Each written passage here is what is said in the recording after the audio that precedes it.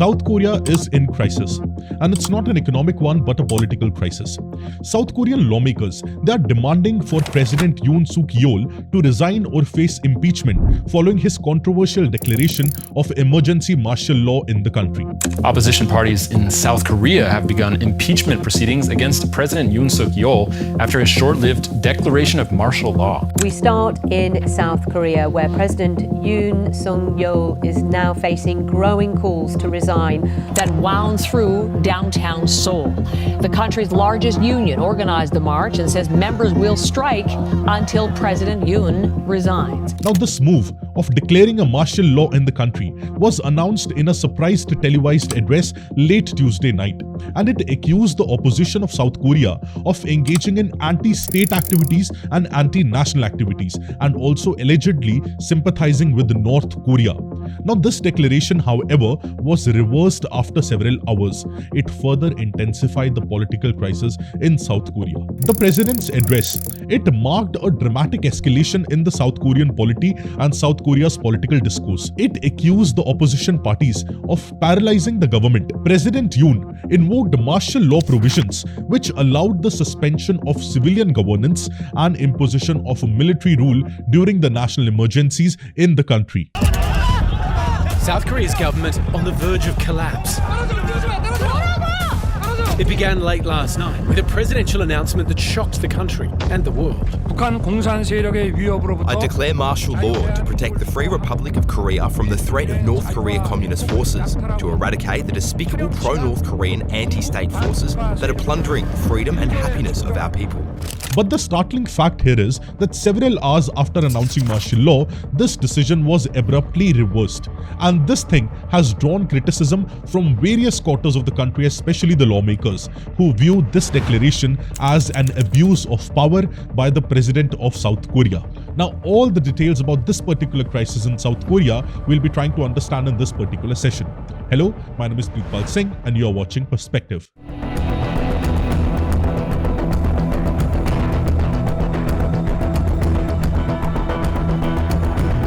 I don't need to tell this generation about South Korea. You all already know a lot. Whether it's BTS or it's Blackpink, whether it's K-pop, K-drama, or even it's Korean cuisine, we all are pretty much aware of the world-famous soft power of South Korea. However, recently, the country has been experiencing severe political unrest and political turmoil. And the recent one was President Yoon's martial law declaration from last Tuesday, and it sent armed forces, special armed forces and troops onto the streets of Seoul. He also escaped an impeachment attempt sponsored by the opposition on last Sunday, when the majority of the legislatures from the ruling party, they did not participate in the floor vote. However, the opposition parties have promised to file a fresh petition against the impeachment of the president again this week. Also, the South Korean Police Department, South Korean Police, they are looking and contemplating to prevent the President Yoon from leaving the country as they look into the rebellion allegations against him. And it's according to a report published by Yonhap News Agency on Monday. Also, similar stories, they were posted by several other media outlets as well. Now, the main opposition party, the main opposition Democratic Party, they have called this President Yoon's martial law imposition as unconstitutional, as illegal, and as a rebellion or a coup. And it has also filed several complaints with the police against at least 9 people, including President Yoon himself and the former defense minister, over the alleged rebellion charges. Now, while the president mostly has immunity from prosecution while in office, but it does not extend to allegations of a rebellion or a treason. If there is a rebellion or treason against the country, then the president might face very drastic and severe consequences. Also, the former defense minister, that is Kim Yong-hyun, who reportedly suggested Yoon to impose martial law in the country, was arrested by the South Korean authorities on Sunday. Now, he was the first individual to be arrested in connection with this martial law case. And also, according to the defense ministry, 3 senior military leaders, military officials, have been suspended separately for allegedly participating participating in the imposition of this martial law in the country. And they were amongst the accused of insurrection by the opposition. Now, President Yoon on Saturday has publicly apologized for declaration of martial law and has stated that he would not avoid any political or legal accountability for this decision. And he said that his party would be in charge of navigating the nation's political unrest, including the matters related to his terms in office. Now, since taking office in 2022 for a single 5-year term, Yoon has struggled to push forward his agenda through an opposition-controlled parliament and has grappled with low approval ratings throughout the country. It involved scandals including himself and his wife. And in this martial law announcement on Tuesday night, Yoon called Parliament as a den of criminals, bogging down state affairs, and he vowed to eliminate the shameless North Korea followers and anti-state forces from South Korea. These are the words of President Yoon in an address. And based on these things, eventually he imposed martial law, and few hours after this, he reversed the decision of imposing martial law. Now, one question which might come up in your mind is, what is this martial law? See, martial law is a law which, if imposed in a particular state or a country, it replaces the civilian governance with the military control, and it also suspends civil liberties, that is, liberties which we all enjoy, such as freedom of speech, freedom of press, or freedom of assembly. And it is often enacted during the times of wars or large-scale unrest in a country or during natural disasters. And this law can be implemented for a set period or indefinitely. And under martial law, the military assumes the control over civilian legal processes, and executive and judicial powers are often restricted during a martial law. And one thing to note here is that martial law is one of the last resort or measures of last resort in cases of such emergencies. So martial law, if implemented in a country, is one of the last resort. After all the other options are emptied, after all the other options are lost, then martial law is imposed.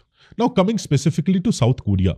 South Korea's constitution, specifically Article 77, it outlines the president's authority to declare a martial law in the country. Now, the provision permits that such action can be taken in response to an armed conflict, a war, or similar emergencies which are threatening public safety and order.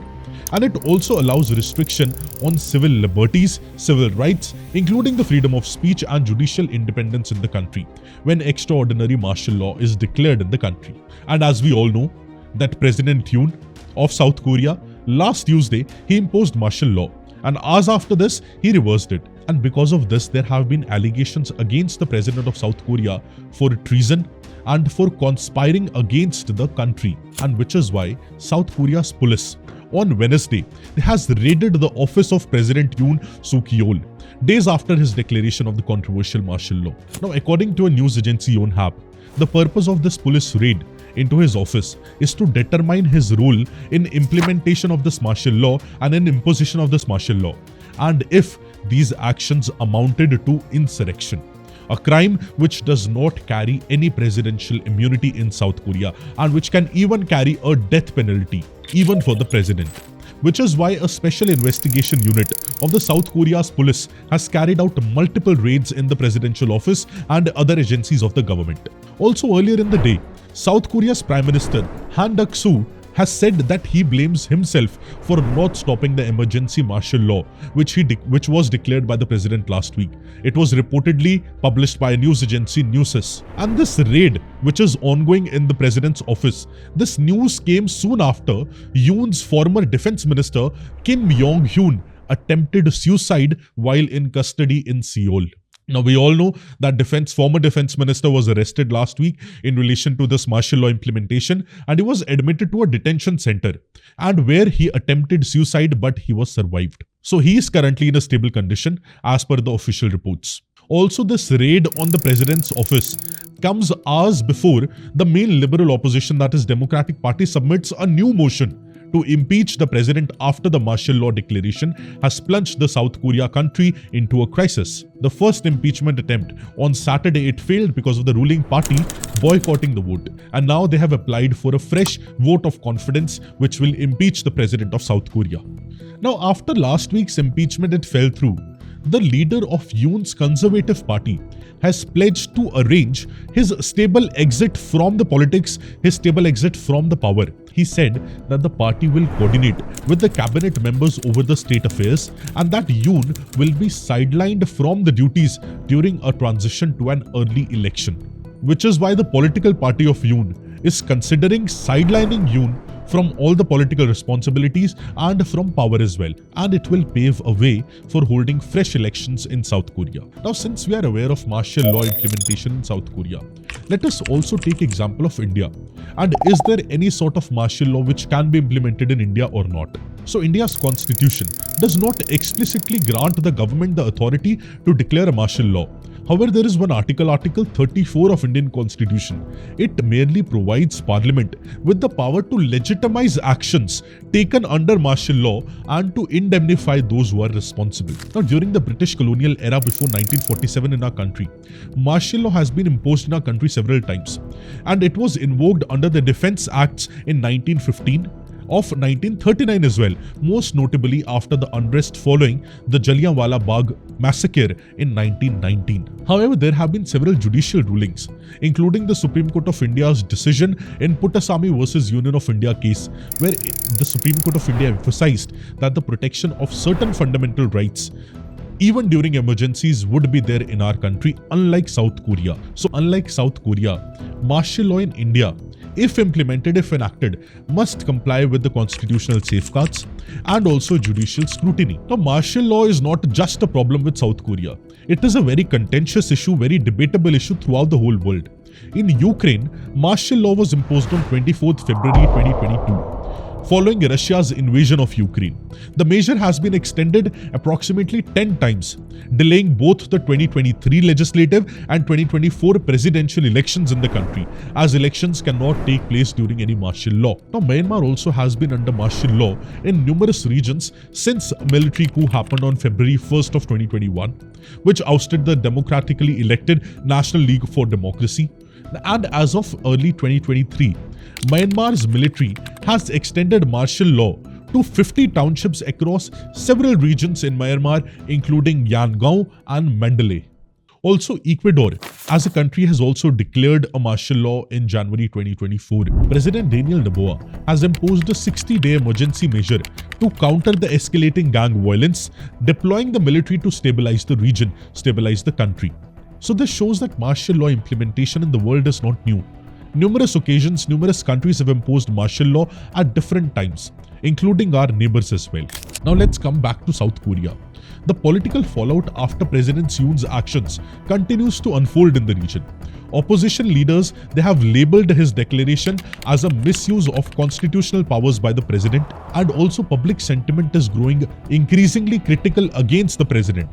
Calls for impeachment are gaining momentum.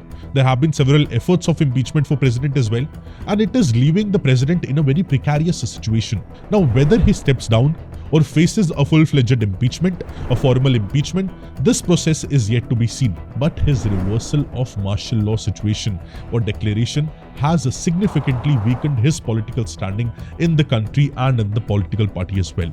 Now, the country's main enforcement agencies, their concern is currently on finding just one thing, that whether Yoon and others involved in imposing martial law in the country, whether they have committed the crime of rebellion or treason or not.